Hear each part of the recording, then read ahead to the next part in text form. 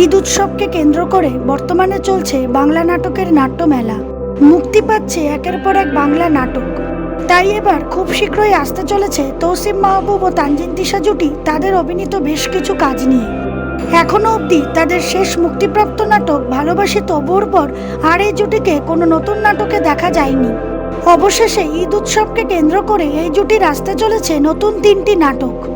আসতে চলেছে রাফাত মজুমদার রিঙ্কু পরিচালিত তৌসিফ মাহবুব ও তানজিন তিশা অভিনীত নাটক সিদ্ধান্ত।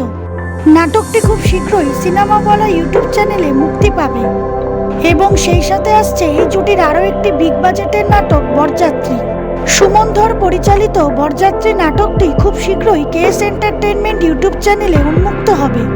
এছাড়াও বেশ কিছুদিন আগে ফ্যামিলি নামক নতুন একটি নাটকের শুটিং সম্পন্ন করেছেন তৌসিফ মাহবুব ও তানজিন তিশা।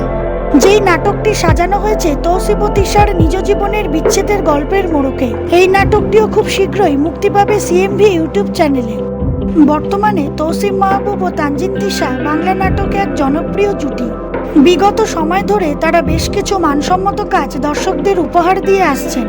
আশা করা যায় তাদের আসন্ন নতুন নাটকগুলিও যথেষ্ট মানসম্মত হবে ও দর্শক জনপ্রিয়তা পাবে। তাদের আসন্ন ঈদ নাটকগুলির জন্য অনেক শুভকামনা রইল।